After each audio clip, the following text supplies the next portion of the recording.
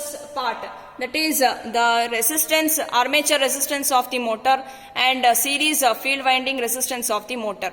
Similarly, we need to find out the armature resistance of a generator and field resistance of the generator. So this is the field resistance of a motor, this will be the field resistance of generator. So now let's move on to that part of a circuit.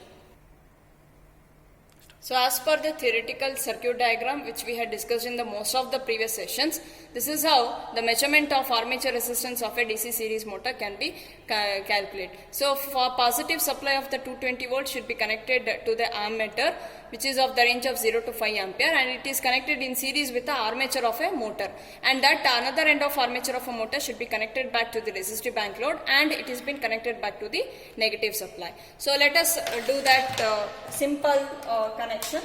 So positive of this supply, DC supply, is being connected to the positive of the ammeter. So let us use this.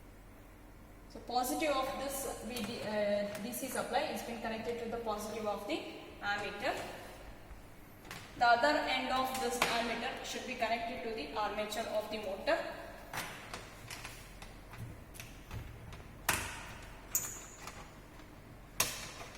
This should be connected to the armature of the motor. The other end of the armature of a motor should be connected to the resistive bank. So here we are going to make use of the same resistive bank, which is of a 16 amperes, and one end of this should be connected to the armature. The other end of this resistive bank load should be connected back to the negative supply.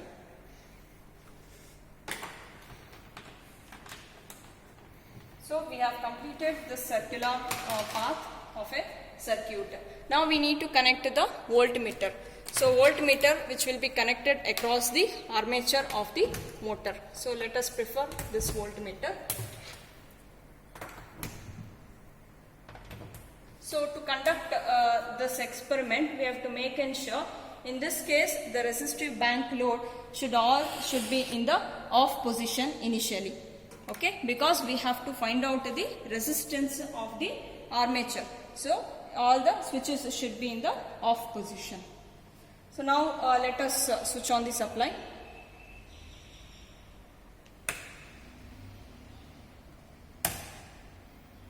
Now let us apply the load. So now we can see that here. Let us apply the load of 2 amperes.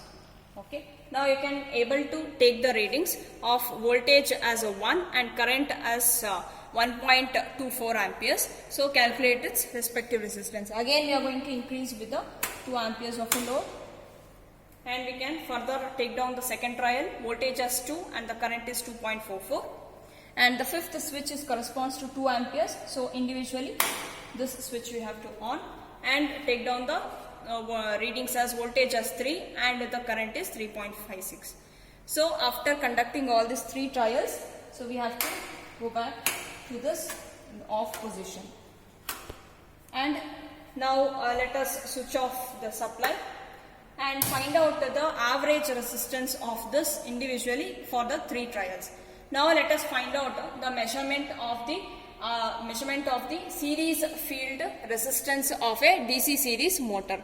Now here we have find out the armature resistance. Now its field resistance which is present in the circuit diagram, they are S and Ss. So here on the board you can see nearest to this motor, this will be the series field winding. So let us find out the resistance of this series field winding. So since here on the board you can see that in the theoretical circuit only in place of the armature we have replaced with the series field winding. Similarly here also on the board what we can do is we can shift this connection whatever is there here at the armature A, we are going to shift it to the S of the series field winding of the motor. So here also double AA will be shifted back to the SS. So this is how easily you can conduct this experiment. So now let us switch on the supply. Switch on the supply, and again we are going to load the resistive bank which is of 2 amperes. Again we have to note down the values. So it's showing around 1.25 and the voltage reading is, so you can further increase the another load. So now you can take up the reading as voltage as 1 volts and the current as 2.46 amperes. And another trial you can try out with the 2 amperes of a load, and you can take down this value as 3.6. Like this we can find out the average value of the resistance. Now bring back this resistance to the off position and find out the measurement of the series field resistance of a DC series motor. Now let us switch off the supply. Here you can see the next part will be the measurement of armature resistance of a DC series generator. So in this case, instead of we have connected, our position was in this fashion. So we are going to replace this SS by the generator of an armature. So we are just going to connect that part of a circuit to across this point. So let us see that. Here you can let us find out what is that armature. Armature of generator is present here. So you can just shift this connection to this part.